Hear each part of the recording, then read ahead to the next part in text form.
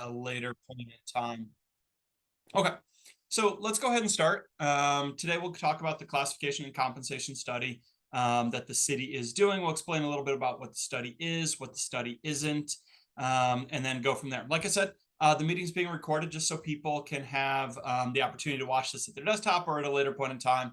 We'll post it out on YouTube. The star of a whole bunch of YouTube videos with like a view. So not usually tons of people who watch these, but we'll make it available to anybody just in case they have questions or want to come back to something at a future point in time. So my name is Bob Longmire. I'm with Public Sector Personnel Consultants.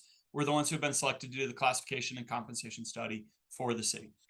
Classification and compensation studies are something most organizations do maybe every 3 to 5 years. I think the last time this one has been done was kind of 2018, 2019-ish. So we'll talk a little bit about that here. But this slide here is really just kind of an introduction to us. Like I said, public sector personnel consultants. All that we really do is personnel consulting for the public sector. We get a chance to do maybe 30 or 40 studies a year. I do most of my work there kind of in the area, and we specialize in total compensation in a union environment and kind of having these conversations about where are we, where do we want to be, what does the market look like, those kind of things. So we'll talk all about that here in a minute as well. So maybe to back up a little bit, if we were to start high level and we were to start to say, hey, why do we do a study? Why does this exist? Why are we meeting here today? What's the reason behind a study? And I think kind of maybe the one sentence takeaway is so that you can recruit and retain quality staff. The city needs to be able to have appropriate job titles so that people who are looking for the job, so applicants who are looking for the job, can see that job on job listings, job sites, and they can know and understand what that job entails kind of at a really quick high level. So we want to make sure we have accurate job titles. So we also want to make sure that we have appropriately set salary ranges, right? So if we think about if we can recruit and retain, there's obviously a compensation monetary side of it. You got to make sure you're paying people is maybe the shorter version of that sentence. So we want to make sure that we have accurate salary ranges for the work that's being performed. Again, we'll talk a little bit more about this here at the end. Okay. So that's why we do a study, so we can recruit and retain quality staff. We're trying to answer 3 questions for every job at the city. We're trying to say, does the job title make sense? Does the job description accurately reflect what you do? And what's the going market rate? Those are the 3 questions we're trying to answer. So you notice a couple things the study is not. It's not a staffing needs analysis. So we're not here to say, okay, you got 25 people in this job. If you just worked these 20 harder, you could let these 5 go. That's not what we're doing. There's no reductions in force. No one's being let go as part of this process. This is the process by which we go through and look at the job titles, say, does the job title make sense? Does the job description reflect what you do? And what's the market going rate? Okay, so no one's being let go. There's still the same number of people here as they were when we start the study. Also, we're not here to take money away from anybody, right? So, I don't think there's a better way to demotivate someone than say, hey, do you want to come to work on Monday for less than you made on Friday? Again, that's kind of a non-starter. Certainly a competitive environment that we're in right now. Everybody's talking about cost of living. Everybody's talking about inflation. Everybody's trying to keep up with the market, and going backwards isn't really a good idea. Okay, so a couple things the study's not, right? So we talked about no one's being let go. No salaries are being reduced. It's also not a performance evaluation. We're going to ask you to fill out a questionnaire, and I'm going to walk through that questionnaire here at the end of this meeting. And I'm going to kind of give you some of the thoughts about what we're looking for on the questionnaire. But again, we're not here to say, are you good at your job? We're not here grading your ability to write or anything like that, right? If you remember the 3 questions we're trying to answer, we're trying to say, does your job title make sense? Does your job description accurately reflect what you do? And what's the going market rate? In order to do that, we need to understand what it is that you do. We need to hear directly from every employee what it is that they do so that we can have an accurate understanding of what your functions and tasks and duties entail for your job so that we can go and answer those 3 questions. All right, so a couple things the study's not. This is not the process by which everybody gets a raise, right? So don't go buy a new truck. Don't buy a boat. Don't expect to win the lottery as the result of the study. I was there last week. We were handing out these questionnaires in person, did kind of a similar presentation. We were at Went over to the police department, was at the city yard in the morning, and then council chambers in the afternoon. We also met with directors. We met with the union representatives. And through that course of that process, nobody came up to me and said, "Hey, Bob, I'm really glad you're here. I go into Kristen every 2 weeks. I tell her I'm overpaid and she just won't take money away from me." Right? Like, this is not the conversation. So every employee, rightly or wrongly, kind of thinks they're in a position that's behind market. Maybe you are, maybe you aren't. We don't know yet. We have to go through this process. We have to go look and find what's the market going rate, where are you, how many years do you have. There's a whole process we need to go through to answer that question. So the best advice I can give anybody is don't expect anything as a result of the study. Don't change your lifestyle. Don't go buy a new truck. Okay. So a couple bookends about the study. Nobody's being let go. No one's winning the lottery, right? Like all things in life, it tends to be a little bit more in the middle. Okay. So maybe some parameters before we start. All right, let me jump in. I think we talked about some of these. Classification. It's the first two questions, right? This is a classification and compensation study. We're trying to say, does your job title make sense? Does your job description accurately reflect what you do? Those first two questions are classification. Do we have the right job titles? Am I using 1, 2, 3, senior, lead, supervisor, manager? So, right? Are we using those terms consistently across the organization? Or is one department's coordinator, another department's technician, another department's specialist, right? So how are we using our job titles across the organization? Titling, protocol, consistency, those kind of things. That's all classification. So classification, compensation study. Compensation, what's the market going rate for what you do? If you don't sell the house, if you don't pull the kids out of school, if you commute in a different direction, what would they pay you? It's a relatively straightforward and factual question. That's what we're trying to answer. So we go out and look out in the market. We collect all their pay structures, pay tables, their MOUs, their benefit documents, their org charts, their job descriptions. And we look into say, okay, how do you stack up salary schedule to salary schedule? And how do you stack up total compensation to total compensation?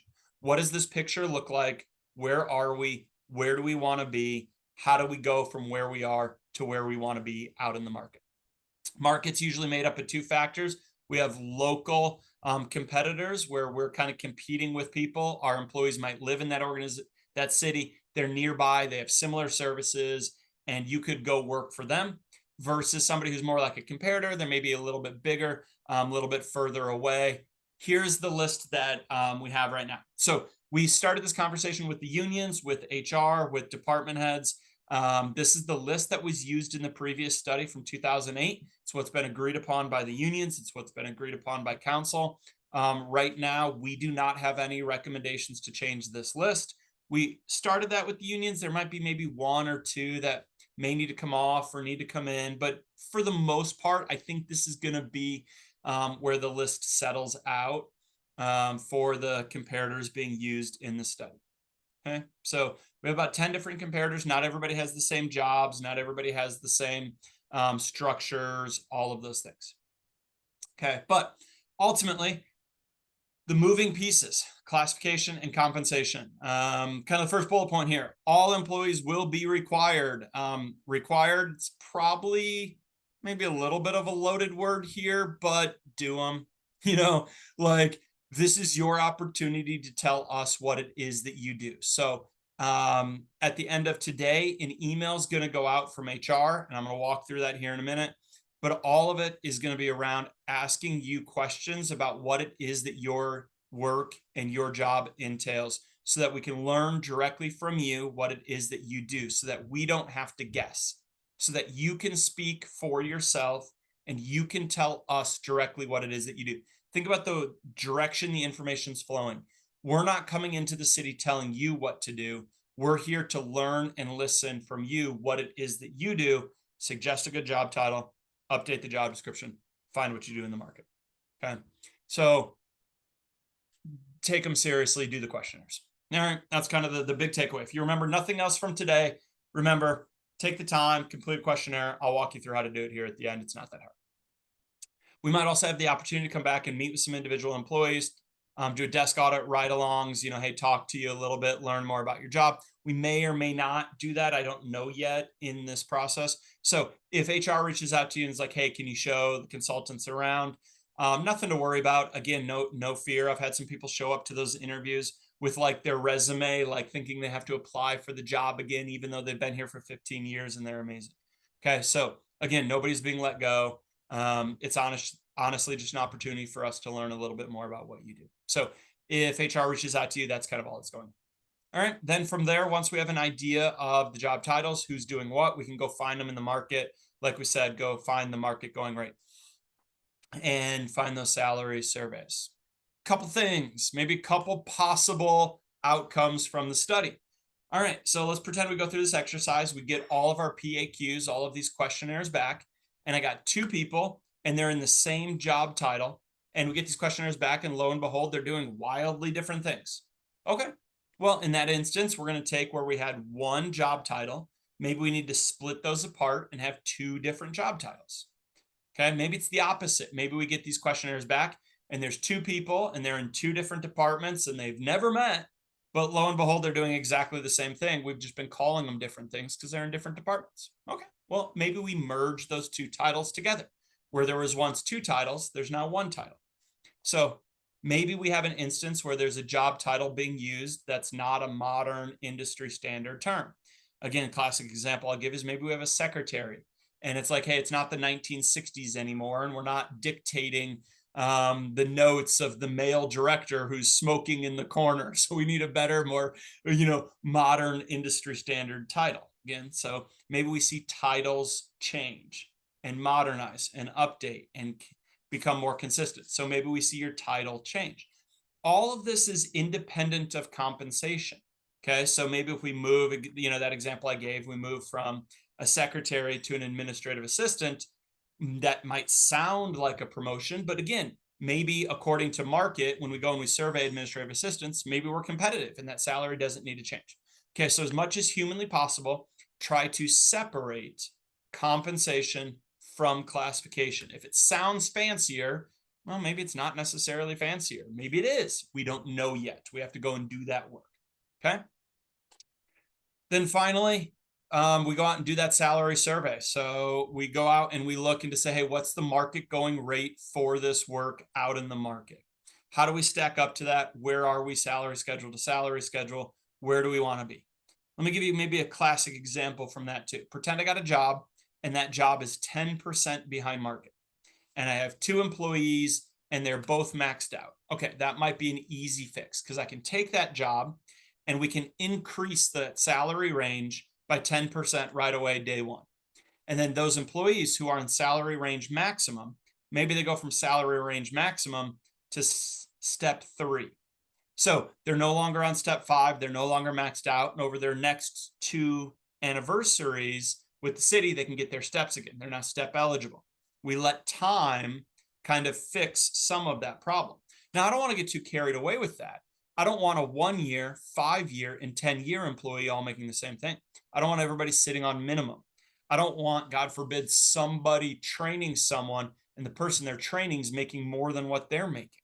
So we have to be careful about some of these factors to say, what's the market going rate? Where are you? Where do we want to be? How do we get caught up, right? Last time a study was done was 2018. Pre-pandemic, pre-economic uncertainty, inflation, all of those factors. Back to what I said earlier, don't go buy a new truck, okay? This is the chance to go and look at this. This data lives at the table. It's meant to be discussed, to be bargained over, meant to be a factual, data-driven conversation to say, where are we and where do we want to be? Okay. All right, that's about as fast as I can talk through any of that. Any questions on anything so far? You can send me a message in the chat. You can unmute yourself and ask the question in front of the group if you want to do that. You can send me a private message in the chat that I don't think shows up on the video. I'm not 100% certain, so don't quote me on that. But just any way that you kind of want to participate is fine by me.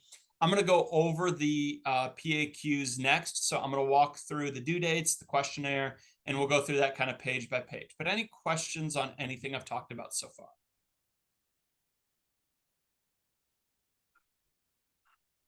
No. Okay. There'll be a time at the end where you can ask questions too, or like I said, you can send them in the chat as well. That's fine by me. I know it might be a little intimidating asking questions if it's being recorded. So totally, totally fine by me. All right. And so an email is going to go out. So I didn't update this, but an email is going to come out hopefully today, maybe tomorrow from HR with the link in it to create a new questionnaire. We were trying to get them out last week, but we didn't have everybody's supervisors in the payroll file, had to do some manual work, so it didn't go out last week. All right, but we want to get all employees to complete their questionnaires and go through this process by June 28th. So you got about 2 weeks to do this. Should take maybe between 1 and 2 hours to complete the questionnaire. Now, a couple thoughts here. You can work on them as a group. You can work on them as a team. You know, if there's 5 people in this job title, and for lack of a better concept, you're interchangeable, you all do what the other person does, that's great.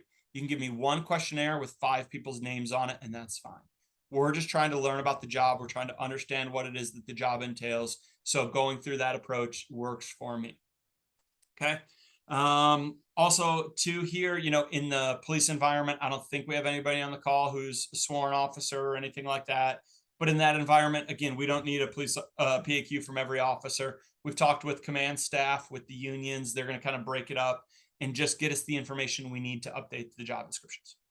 That's the kind of my final thought there is if you're having a hard time getting started, maybe print out your existing job description, mark it up, cross it out, write on it. However you want to start getting this process going works for us. Again, remember, it's not meant to be a test. It's not meant to be a writing assignment. However you want to work on it, you can work on it with your supervisor as a group. Again, just try to get down on paper what it is that you do and what your job entails, and we'll walk through it here. Okay. At the end of this, at the end of that, after the employee is done, they're going to click submit, and an email is going to go to their supervisor for their supervisor to review and comment on the PAQ. So supervisors cannot change anything the employees wrote. Like, it's not technically possible. That last section is for the supervisors to give us their understanding of the position. Supervisors then click submit. And when the supervisor does that, an email goes to the supervisor and to the employee, so everybody can see what everybody's writing, and we have maximum transparency in this process so that everybody's on the same page. Again, remember, we're trying to study the job, not the employee. All right, jump into it. First page, you're going to select your name from a drop-down list. So this list is going to be pre-populated from the payroll file. We've done about 30,000 PAQs through the system. We get 2 main questions. First question, hey, the information in the payroll file isn't correct. That's okay. You can edit it on page 2. It'll bring you to a page that looks like that says, hey, if your name is not correct, please edit it here. This is where you can update anything that wasn't correct in the payroll file. And hey, no harm, no foul. We're going to look at this page to do our analysis. Then if you're working on it as part of a group, you can say yes. It'll bring you to this page where you can start typing the names of the employees who are working on this with you. You can @, them and just kind of click on their name. It'll add it to them from the payroll file. That way we know it. So it's just like Instagram or, you know, whatever the kids are using these days. So that's fine. Click next. Then we're going to start to get into some of the content of the PAQ. One of the first questions here up at the top is, hey, what's the position's purpose? You know, maybe give me 3 to 5 sentences about what it is that you do. Way to think about this is if I were to say, hi, I'm Bob. It's nice to meet you. What do you do? Put that there. Okay. It doesn't need to sound fancy. We have job description writers who will make it sound like it belongs on a job description. They know all the right tenses and verbs and nouns and fancy things that I'm not very good at. And they'll make it sound like it belongs on a job description. Okay. You just give us the content, give us the meat, and they can write that job description. But we just need to understand what it is. This question down here at the bottom, we've moved to the end of the survey. So I'll talk about it there at the end.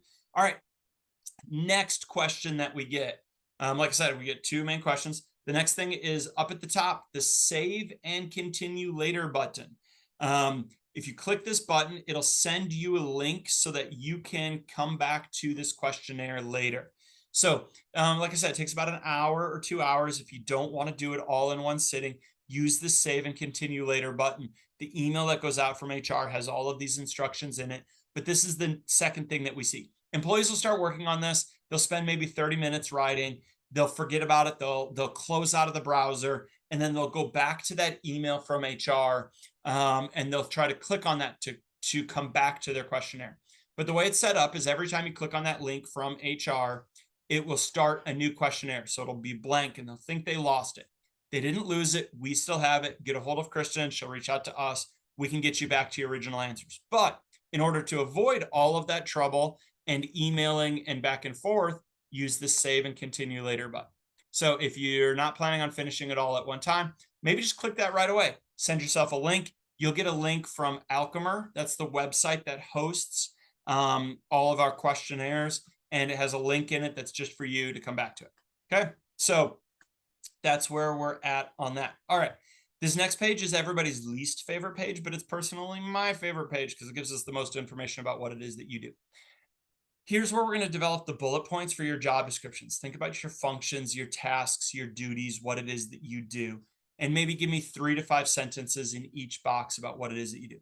On the left-hand side here, we're going to ask you a percentage of time. On the right, maybe 3 to 5 sentences giving us some information about what it is that you do. There's 8 boxes. There's nothing magical about the number 8. We're just trying to figure that out. So let's say I was I don't know, I'm just making up something. I'm a code enforcement inspector. Okay. So, here on the left-hand side, tell me, hey, 25% of my time I'm in the field doing inspections. Okay. So put that in that box. Then over here, say, hey, in my inspections, I'm looking for code violations, or I'm looking for traffic parking violations, or I'm animal control officer, or, like whatever is the nuances of this individual position. Give me maybe 3 to 5 sentences about what that job entails and what's going on there. Then say, hey, another 20% of my time, I'm back in the office. I'm doing paperwork, working on the citations. I'm preparing to be in court. I'm doing training. Hey, another 10% of my time, I'm actually the lead and I'm scheduling everybody else. And I have to do the schedules. And when so-and-so's out sick, they call me. So I'm scheduling everything to make sure that this person goes here. Again, tell us some of the things about what it is that you're doing. This is where we're going to build the bullet points for your existing job description from. So think about your existing job description, where we get those bullet points and those tasks. Look at that, write on it, carry it around with you for a week, mark it up, put it in your back pocket. Again, just however you want to get started. Maybe your existing job description is perfect. Maybe it's just 10 out of 10, no notes. Okay, great. Tell us that. Tell us, hey man, it ain't broke, don't fix it. Okay, cool. However you want to get us this information. Again, remember, it's your job we're trying to understand and study. All right, next section, your knowledges and skills and information sources. What do you need to be knowledgeable of? What do you need to be skilled in order to safely and competently perform this position? What do you need to have in terms of, on this next section, education, minimum years of experience, certifications, a degree in a certain field? Do you have to have a license? Is that needed day one? Or can you train me? And over time, I can get that license at a later point in time. What kind of physical requirements are required for this position? Do you need to be able-bodied? Do you need to be able to sit and read and hear? Right? Just kind of what is needed for this position. All right, if you're getting tired and we're just talking about it, the save and continue later button might be your friend. Use that and you can come back to it at a later time. This last section, we're going to start to ask you some questions about your authority, your accountability, the autonomy of the position. How do you get your instructions? What kind of decisions can you make? What kind of decisions does the city make? When are you encumbering them? When you speak, are you speaking on the city's behalf? And now that's like a legally binding situation. Are you a 1, a 2, a 3? And are you saying, oh, hey, I can't answer that? In order to answer that, you have to be a 3. So again, kind of however that works for your position, let us know what it is that you do. Okay, final section. More questions about the authority, the accountability, what decisions you're making, what decisions your coworkers make, what can you sign off on? When do you have to raise your hand and say, oh, I need my supervisor to do that? I'm not authorized. This is what we're trying to get at. We're asking you kind of the same question in a bunch of different ways. We're trying to get the authority, the accountability, some of what are called the matters of significance of the position. What decisions are you making? Finally, anything we forgot to ask? Anything else that you think is helpful for us to answer those 3 questions? Does your job title make sense? Does your job description accurately reflect what you do? And what's the going market rate? Is there anything else you think we need to know in order to do that? All right.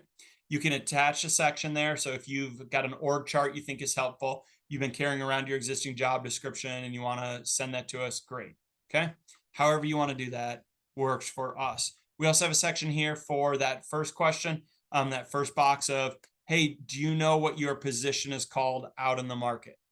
Sometimes we see employees are getting job flyers and they're just kind of know what this position's called out there in the market. Hey, if you want to give us that information, great. We'll start looking there. If not, no worries.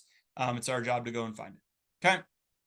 All right. Last section. If you supervise employees, say yes, it'll bring you to this page. Go through a quick hire and fire matrix to tell us, hey, are you the one who is making recommendations on, the work schedules? Are you assigning work? Are you training work? If I'm out sick, do I call you? Do I call the supervisor? Start to see how this page looks different, whether I'm a 1, a 2, a 3, a senior, a lead, a director. This page is going to look different. Okay, so what's your supervisory responsibilities and who reports to you and those job titles? Okay, last page for most employees, click and drag. You can use your cursor or just your, if you're working on it on mobile, just click and drag, type in your name. And when you click next, this is the signature page. When you click next, an email is going to go out to your supervisor that says, hey, supervisor, so-and-so has completed a PAQ. Please review, give us your comments, give us your feedback on the PAQ. It's attached as a PDF.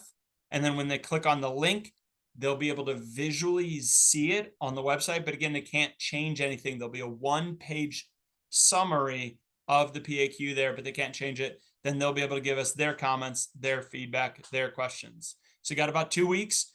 Email should go out today or tomorrow from HR with those details in it, and take the time to complete that questionnaire. All right. It's about as fast as I can talk through that. Any questions from anybody before I end the recording? I'll end the recording, then I'll stick around in case there's anything you didn't want to ask in front of the recording, but any questions so far?